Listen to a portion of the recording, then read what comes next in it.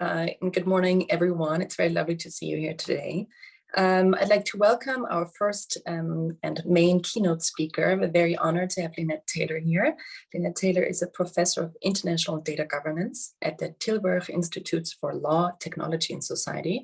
This place is also known as TILT, and also has, I think, a regular conference series that's called Tilting, as far as I recall. This was previously a Marie Curie Research Fellow at the University of Amsterdam and a postdoctoral researcher at the famous Oxford Internet Institute. And she joined Tilburg University in 2016 and became full professor in 2021. Linnet's research focuses on digital data and the use of this data in research and governance, particularly in the area of human and economic development. And this is also where Linnet's background is. Linnet, you hold a PhD in international development from the University of Sussex. Yes. And I think most impressively, Linnet, you lead the ERC-funded Global Data Justice Project, and I think we'll hear more about that today. And you're leading a brilliant interdisciplinary and international team in that project that seeks to promote social justice in the governance of data technologies.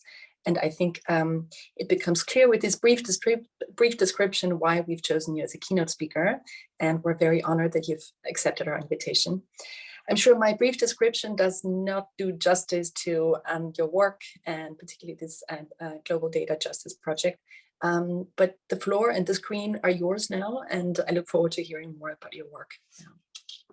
Thank you so much, Katharina, and thank you to Barbara and the whole crew for inviting me. I'm also very grateful and honored to be here. And it's a pleasure to get to kick off the conference, the Winter School today. It feels like a conference. There's people from all over the world. It's great. So welcome. Yes, as Katharina was saying, I run a project called the Global Data Justice Project, which is ambitiously titled, I realize. Our aim is to figure out what global data governance means, because when we look around, we see that there is a forming framework for global data governance, and it's coming from organizations which see data in particular ways and see the use of data and the usefulness and the value of data in particular ways. So our project tries to provide alternative visions of data based on what's coming out of civil society groups around the world. We try to listen carefully to people in all different regions and to reflect back how they are understanding problems and also value to do with data. So I really welcome questions and viewpoints from wherever you are all from today. Please put your hand up or just unmute and talk, because when I'm doing my presentation, I won't be able to see your faces. So I would also welcome help from moderators. If people have a question for clarification or want to add something to what I'm saying or correct me on something, that's very, very welcome, but I won't be able to see that it's happening, so just yell at me. Without further ado, I'm going to try and share my, okay, it's disabled. Can someone make me a co-host, please?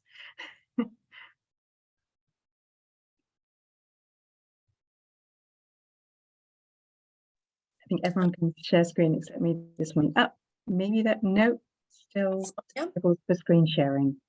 Sonia, can you enable screen sharing? Can you enable co-hosting? Or Elizabeth? I think either one of you.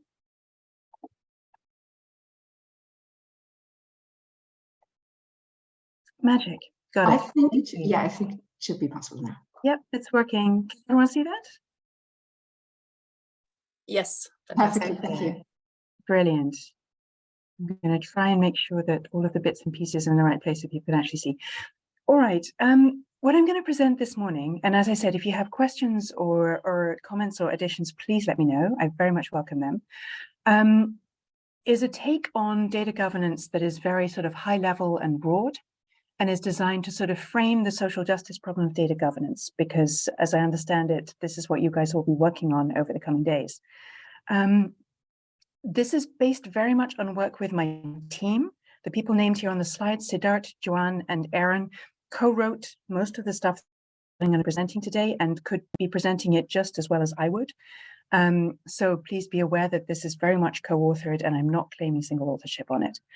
I'm going to talk about the notion of publicness, about the notion of plural needs and plural governance of data, which is, as I said, the central component of our project's aim. And to do that, I hope it's okay, I'm going to use the EU as a case study because my project was asked to provide policy advice to the EU on its whole legal framework to do with data and AI last year. And we wrote this big sort of 90-page report, which I'll show you in a minute, which tries to conceptualize EU data governance as part of global data governance. So hopefully it's a helpful case study, just because the EU has been working really hard on an entire legal framework all at the same time. So it's a nice way of looking at how you balance the different pieces of the puzzle, for whom and to what ends. So if I can get this to work, there we go. Okay, how do I lose? Sorry, there's a bar at the top, which isn't going away and should be. And it means that I can't see the top of my slides. And that's interesting. Does anyone know how to get this thing to go away? Because usually it just disappears. So I can just see the heading, technology on our own terms and so on. Okay, I can't. So be aware I can't see my own titles, but that's okay, we'll go for it. So back in 2017, I kicked off the Data Justice Project by writing up my proposal as a paper. And basically I centered it around the notion that we could have three sort of conceptual pillars for thinking about what is just treatment with regard to data. And they are as follows. First is control over our own visibility. This is not quite the same as privacy. It's a lot broader.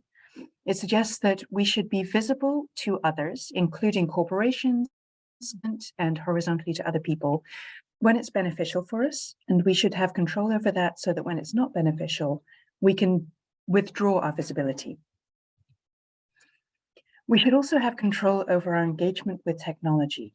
The idea that we have to engage with, for instance, government through the digital is not acceptable, because a lot of people don't have access or are not comfortable with or have not been sufficiently trained to use digital methods of communication and engagement. And so it's very important that there should always be workarounds, and that people should get to choose the extent to which they have to engage with essential services and operations of citizenship through technology. And finally, non-discrimination is also in there, because at the time when I was writing this, it was just after the GDPR was finally agreed.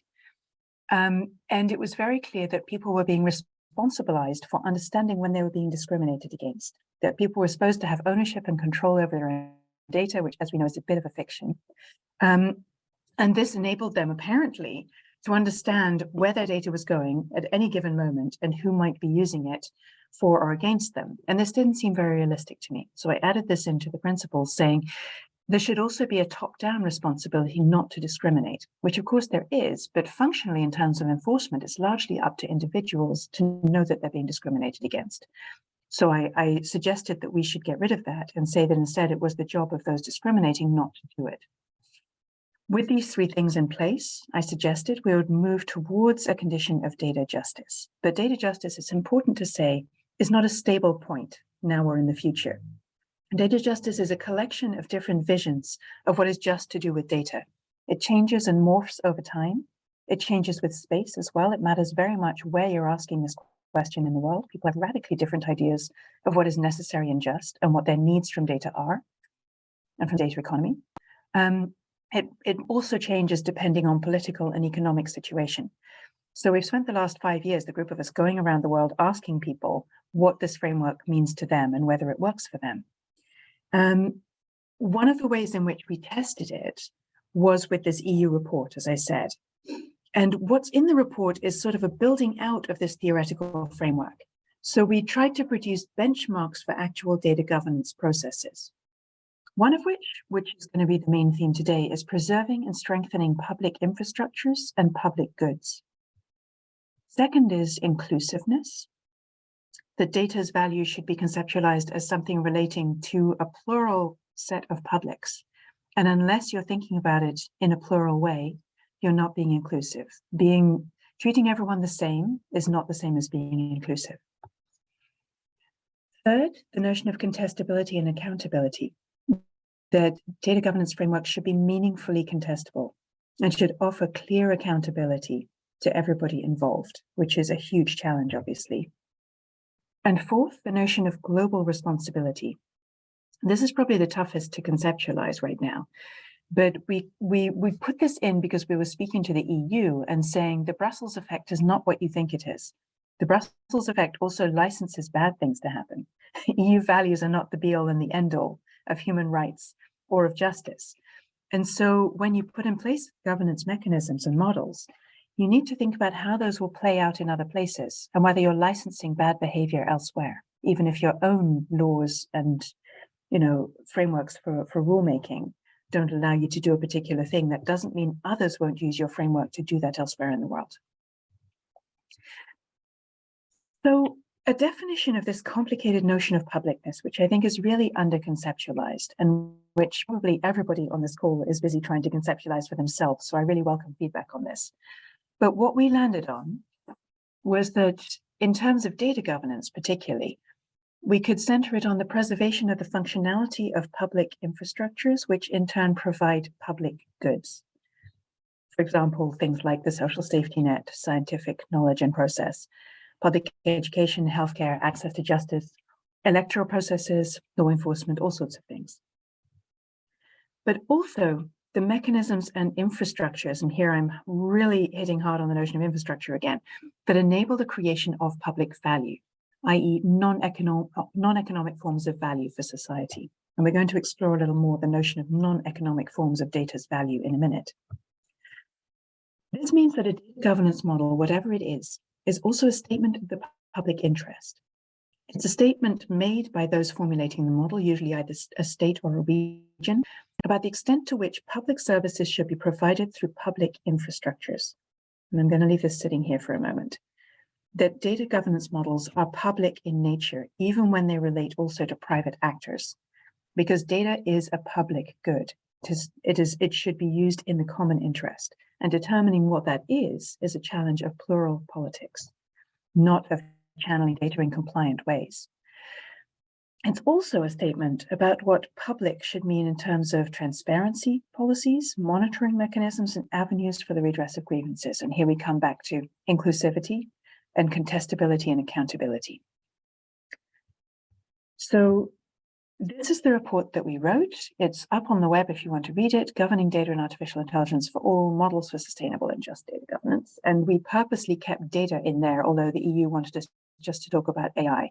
AI is sort of the new terminology for big data, and big data was the new terminology for other things. So what we're interested in with this report is really governing the power to intervene, because that's what data does. Data creates the power to intervene on people in almost all of its forms. And so we're thinking about the governance of the power to intervene on the public. Because data governance is actually political. I'm frequently corrected by my law master students at Tilburg when I talk about governance as a political phenomenon. They say, oh, no, you don't understand. I've worked in a law practice. Data governance is about channeling data in compliant fashion. It's about being compliant with data protection regulations.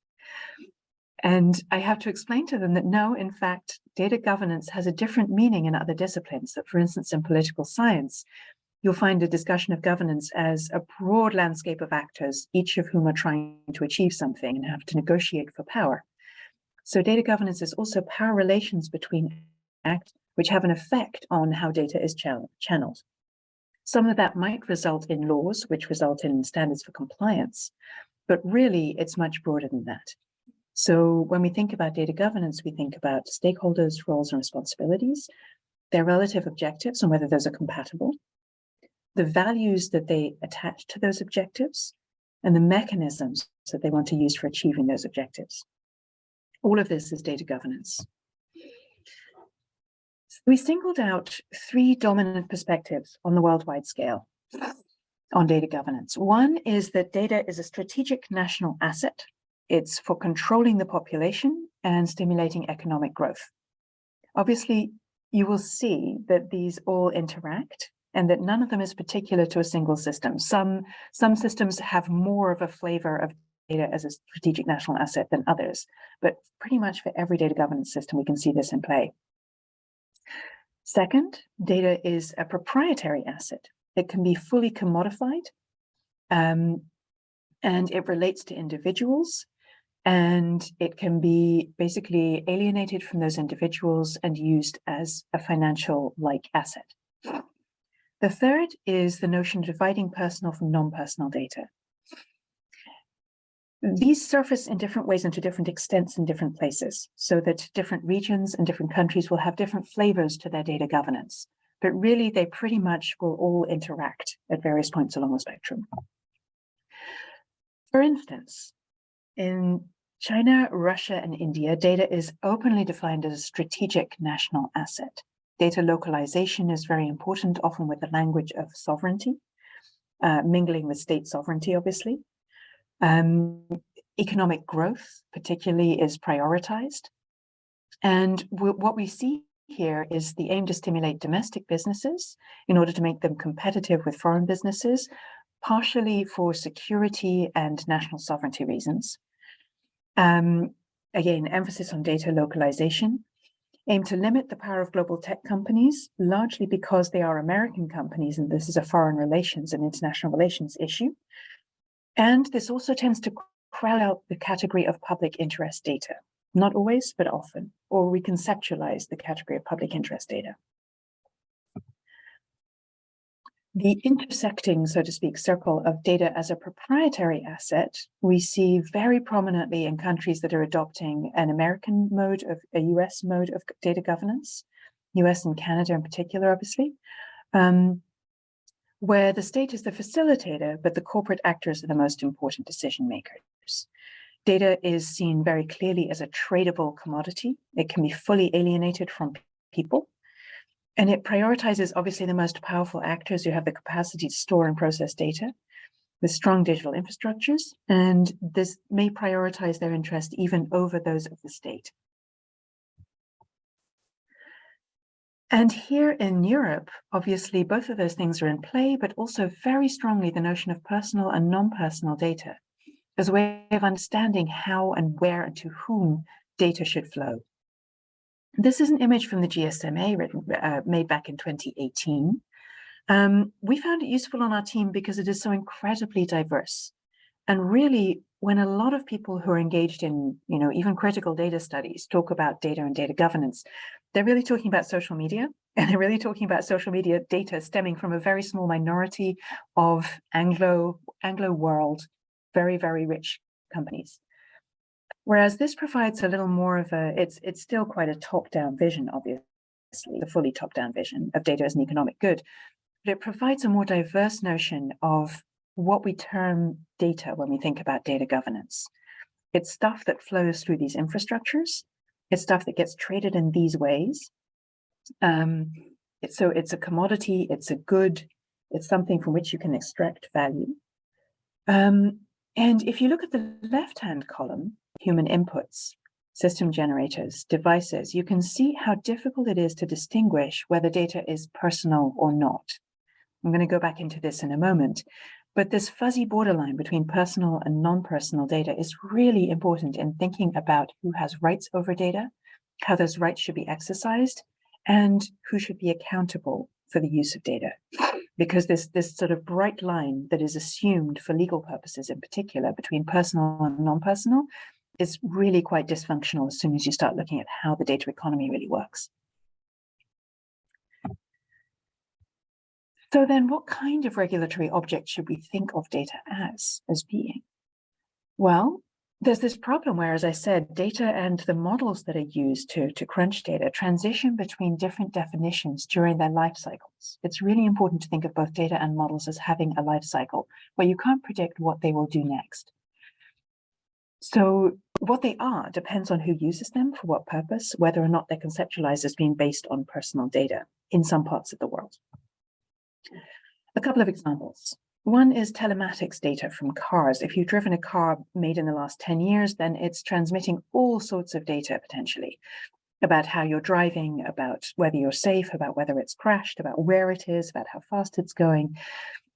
And this is now being marketed by military contractors based in the US as intelligence data because they can use it to find cars anywhere in the world. Analysis of our typing can be health data, as can, in fact, the battery usage rate on our phone, as can data from smart meters in our houses. All of these things can be health data because they help understand behavioral patterns which relate to neurological and physical features, characteristics. and even lead to diagnoses of diseases such as Parkinson's. From my own work, data classified as development data can very often also be used as military analytics, military intelligence. One example is satellite data that shows villages for development purposes or rights purposes can also be used to understand whether those villages have been successfully destroyed. This happened during the Sudanese conflict about 10 years ago. We also see apps being developed to help international development organizations understand sort of on-the-ground information about the places where they're working, getting repurposed by, again, the US military to understand where mosques are, where schools are, where hospitals are, in places which may be targeted by military strikes. So data morphs and changes along its life cycle, making it very difficult to conceptualize a single model for dividing data based on being personal or non-personal, and then the non-personal is useful for everything, and personal data is subject to particular protections. We prefer to assume that people should be subject to particular protections, and so we need to follow the thread from the use of data into the effects that it will have on individuals or groups, and we find that more useful than thinking about personal or non-personal. If, for instance, we also reject the notion per se of data as a tradable commodity that can be fully alienated from people, what else could it be? Well, this work dates back maybe 10 years also, but the notion of data as labor, Christian Fuchs has written about this quite a bit. When we engage with platforms, with e-commerce, with all sorts of online providers of services, we're actually providing our time and our information to them in ways which constitute arguably labor, and which constitute value for them as labor. Data is also personal and group identity. So our data doubles, as Haggerty and Erickson would say, could be taken to be people for data governance purposes. And that would mean we govern data very, very differently. You could also govern data as social relations, as inherently, and Salome Villon has written a good paper about data as social relations, as sort of inherently the ties between people, which is also making data inalienable, but in a relational way rather than an individual or group way. And each of these would theoretically require a completely different governance paradigm. So you could see us as stuck within one very small corner of data governance, believing it to be the whole world, kind of the problem of Plato's cave. What would happen if we realized that the shadows on the wall were actually people and were there behind us, having their own lives and their own existences in a way that we couldn't even see and weren't even aware of? This is the problem my group has been trying to conceptualize in terms of data governance and trying to open up for those doing data governance.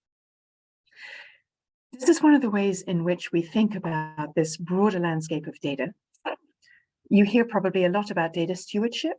These are some of the ways in which data stewardship happens through cooperatives, trusts. Indigenous data sovereignty is another common way of thinking about stewardship problems.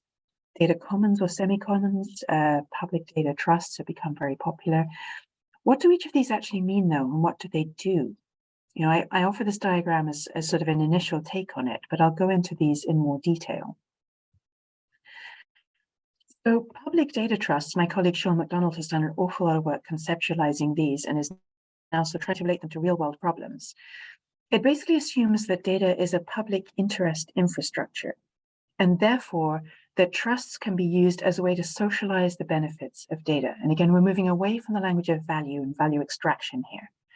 We're thinking of ways of data sharing that's focused on public benefits, but particularly democratic accountability, because trusts basically enclose a particular functionality, a particular service, and say all the data relating to this service, you have to be accountable for it to the people who use the service.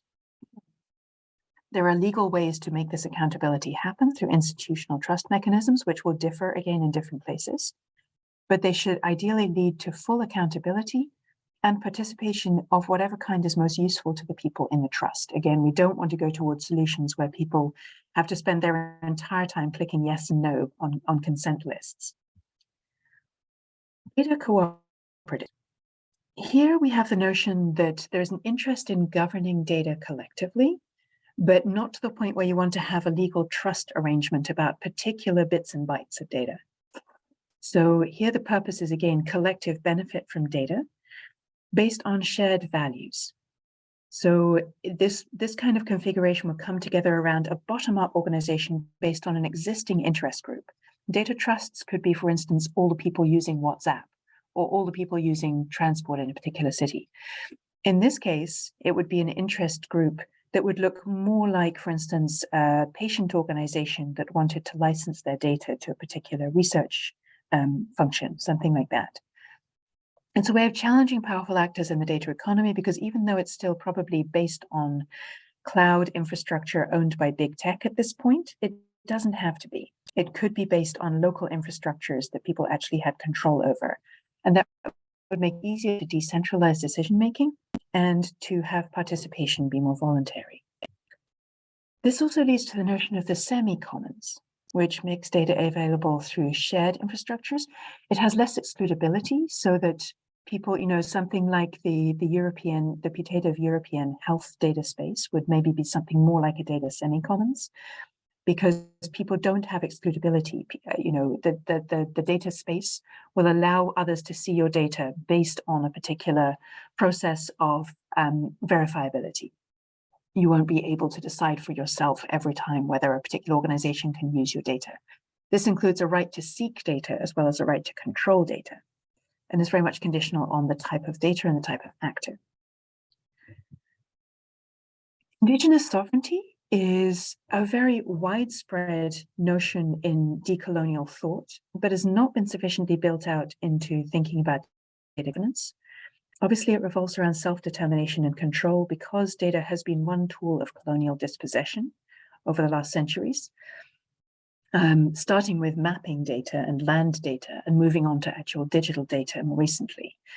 But the common feature is that indigenous communities around the world have been denied autonomy or are forced to rely on outsiders for data about themselves. This has become particularly important with regard to the pandemic, where we saw that certain sectors of society in many large states were not able to access information about their own community in relation to COVID, and that this was really problematic for healthcare, because communities behave differently with regard to the virus. Communities have different needs in order to resist the virus. And this was something where Indigenous data sovereignty became actually quite important, but still has not been achieved, unfortunately. Here, the main mechanism would probably be the rights of Indigenous peoples. And from there springs the notion of sovereign infrastructures to manage data in a decolonial way. And this is important because infrastructural power is the thread through all of these different models. Infrastructural power actually determines what governance models are possible in the first place. I would say at the moment it's very hard to get beyond the semi-commons, because really infrastructure is owned to an extent that we can't move outside it and gain our power back. So very little can be changed when all data has to flow through big tech and their cloud infrastructures. And so far, these kind of cooperative data infrastructures are really not common, or are so small scale that they don't really get reported. Governance of data as a common good inherently tends to intersect with questions of public infrastructural investment. We're on a Zoom call today. This is arguably a public good that we're producing, knowledge about data governance as a public good. And we're doing it through private infrastructures, which could, for instance, cut us off at any moment. They could raise the price to a market price, so none of us could afford them. They could hold our universities to ransom in the same way. It's an interesting question what the eventual effects of relying on private infrastructures for public goods might be. And I think we don't really know the answers yet. So here comes my case study. We did some work this year, as I said, last year, to align the EU's current approach with justice, putatively. And we looked at the gaps in the legislative files. Now, if this isn't useful for you, I would hesitate to suggest it's useful for everybody on this call, because not everybody's from or interested in the EU necessarily. But I think we tried to do it in a way that opened up the discussion for other regions as well. And we're currently engaging with Indian organizations on an EU-India comparison to try to understand what 10 years of formulation of data governance here means for people in India. What kind of lessons can be drawn so that India doesn't make the same mistakes, and so that it draws on the benefits that are coming out of the EU's approach.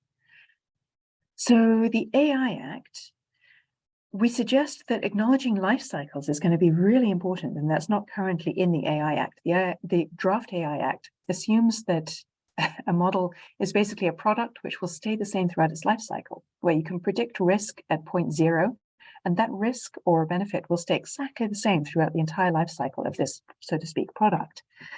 We find this not to be true. I think it's quite intuitive why it's not true. We also suggest that it's important not to use an AI Act type framework to provide credibility to fake AI. There's a great book by Federico Caltona that I really recommend called Fake AI that's out at the moment that outlines many of the ways in which AI, which is not scientifically based, is gaining credibility through commercial usage. And we argue that providing risk assessments for this kind of AI, especially emotion recognition software, is really problematic because it effectively legitimizes it. We also argue that contestation mechanisms for the public need to be in the framework for AI governance, not just referred to in other parts of the legal framework. And that the AI framework should capture risk to account for different kinds of vulnerability rather than trying to provide a list of types based on essentially data protection law, because AI's risk works a little differently. It's more on the group level often. And it's important to reconceptualize and broaden the notion of vulnerability beyond what we've been working with. Also, the notion of protecting fundamental rights and collective needs is basically absent. I mean, fundamental rights are cited in the AI Act, but there's no rights impact assessment mentioned. And so the actual line from naming fundamental rights to protecting them is unclear. And we see this all over the world. And we see this also in frameworking from the G20, from the WTO. The notion that, of course, the protection work will happen at the bottom of the pile, as long as you make law for it, but you don't need to connect high-level governance to that protection work, is an interesting and I think profoundly dysfunctional one. The Data Act, this is another one we looked at. The Data Act is designed to persuade actors who do not wish to give up their data to do so for reasons of public interest.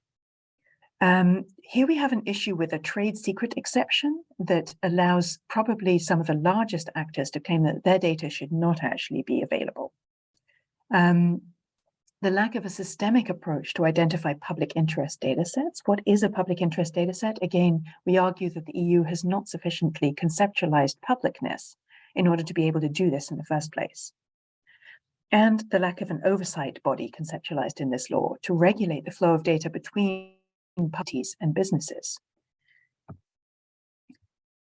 So here's another one, the Data Governance Act.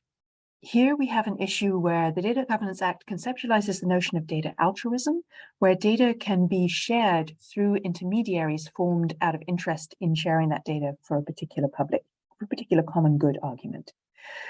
So this process of data altruism assumes that you will take on an awful lot of infrastructural labor in order to do this sharing. And it's not entirely clear under what circumstances actors would be incentivized to do this well, rather than for their own commercial ends. It's quite possible that this will wind up being a commercially oriented law, even though it talks about altruism. In fact, and it's important to safeguard and further define the notion of altruism, again, relating to defining publicness. What creates a public obligation and how should that be supported and infrastructured into our society? Also, just like the Data Act, risks the concentration of market power by data intermediaries because it doesn't conceptualize the commons approach effectively enough. And so a lot of work needs to be done on conceptualizing data's value for communities and for interest groups and, you know, all kinds of groupings in society before you can say, okay, we're going to make this common solution work by just saying that people should be altruistic. I mean, it's an interesting approach, but we think that a lot of underlying conceptual work is missing so far, and we welcome that. We welcome the chance to do that work. What should we then do about this? Well, the options we presented to the EU Parliament were the following. For the AI Act, conceptualize AI as a public technology. I'm guessing you all saw this coming by this point. And conceptualize the capacity for the public to contest its design and deployment. Bizarrely, the AI Act was written by product liability folks, and they just didn't think about contestation at all. There are no mechanisms in there of any kind. Define people's vulnerability to acknowledge intersectional aspects of identity. Currently, vulnerability is all along specific vectors, such as age, health conditions, gender, Basically, it aligns with categories of discrimination law uses. Vulnerability doesn't work that way with AI. All of us are vulnerable continually in different ways and in different configurations and groupings. And so there needs to be a more flexible definition of vulnerability if we're going to actually provide meaningful protection, and particularly an intersectional idea of vulnerability. Obviously, putting in a human rights impact assessment would be a great start. Again, this would also need to encounter intersectional aspects, but it needs to also lead in the direction of actual accountability. And lastly, focusing on collective harms in addition to individual harms. Here we inherit from the liberal individual Western notion of the data subject, which is really not that relevant to AI. There's a piece of the problem which is about individuals, but I would say the majority of the problem is about intervention on publics and on the public at different scales. And so the notion of collective harms is really important to conceptualize and really under-researched. Data Act, our response to the problems I named earlier, are basically to challenge the commodification of data. The Data Act is designed to sort of extract data, particularly from public sector institutions, and feed it into business.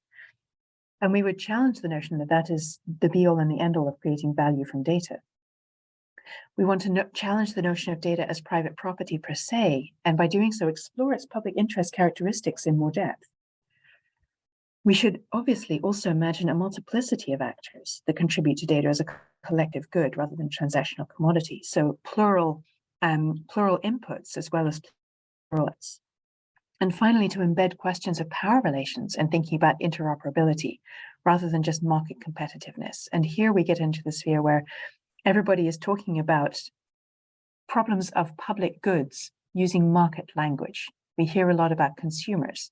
We hear a lot about competitiveness when we think about interoperability. And in fact, what we're thinking about is empowering people and groups, but that language is very seldom used. Forcing people to use that language, I think, would be useful. And finally, the Data Governance Act. Here we see real possibility for creating the conditions for digital public goods in order to facilitate this notion of altruism that's in use in the Data Governance Act.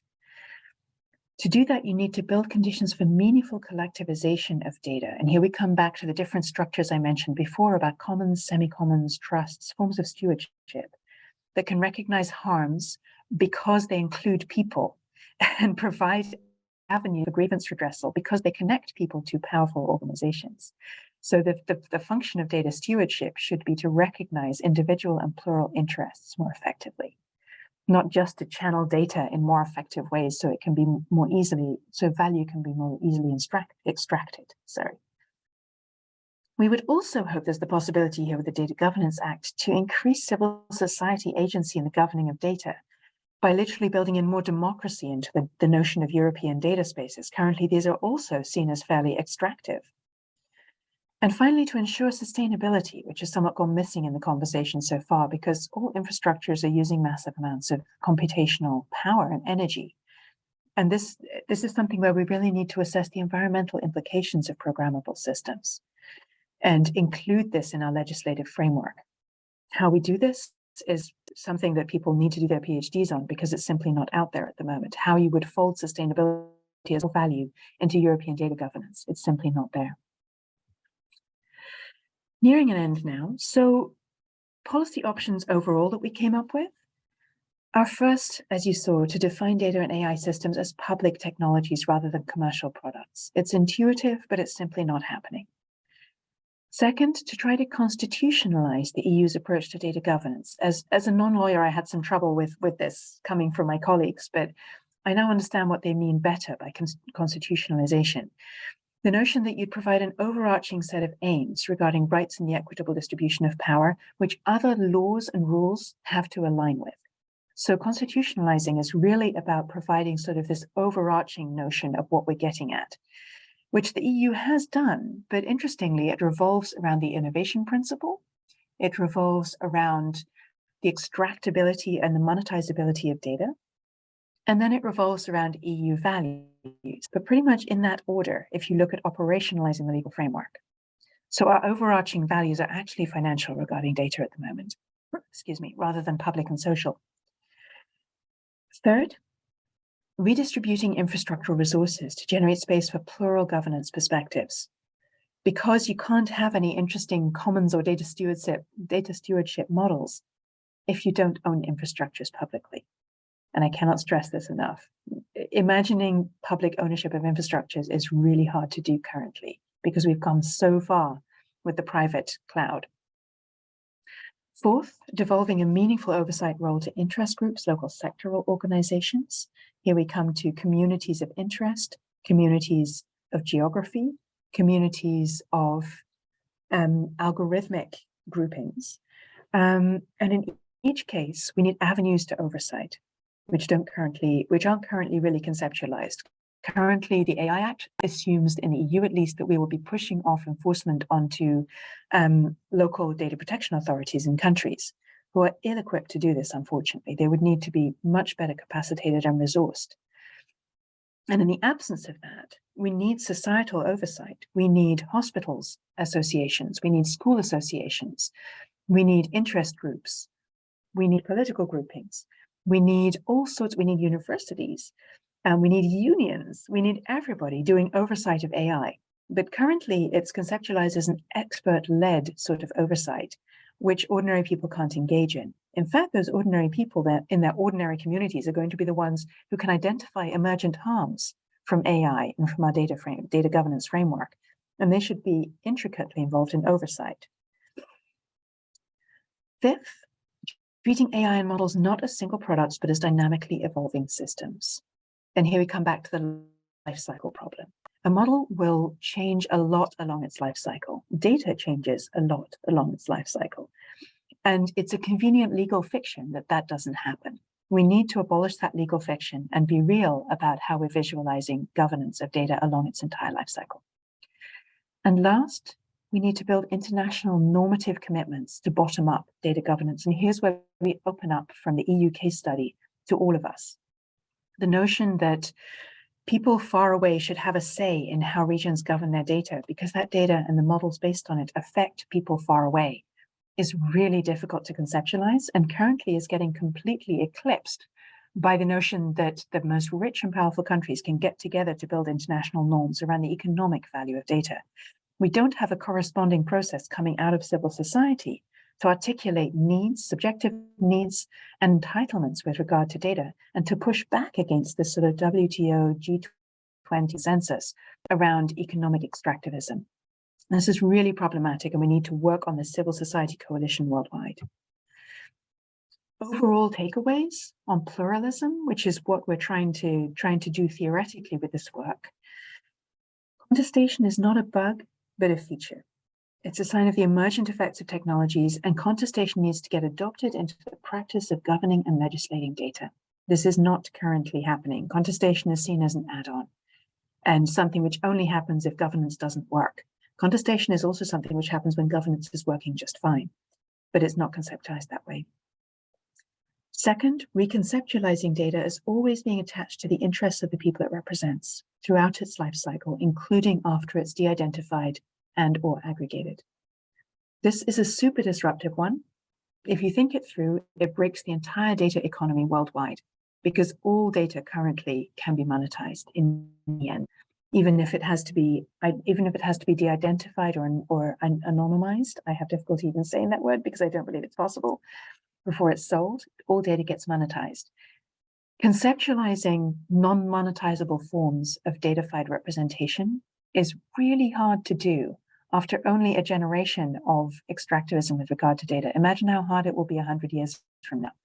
We need to build our capacity, our thinking tools around this problem. The notion that some data cannot be monetized because it is too important, because it is actually people rather than just representing people. Fourth, decentering data governance by recognizing the rights of collectives. This is a political problem, not a data governance problem, but it feeds into data governance. Where we have decentralized governance in society and decentralized power, we will also acquire, in the end, decentralized data governance. But without decentralized power, you can't have decentralized. And lastly, if you ever manage decentralized data governance, to firewall it, to provide infrastructure and to provide actual legal protections for the creation of collective goods, on the subnational or community level, which is extraordinarily hard to do because of this agglomeration of power towards the top in terms of the power to intervene, which resides with government and big tech largely, and in terms of infrastructural power, which is increasingly a partnership where government runs on big tech's infrastructures and vice versa to some extent. And with that, I will shut up and I will be very glad to hear your questions and your thoughts.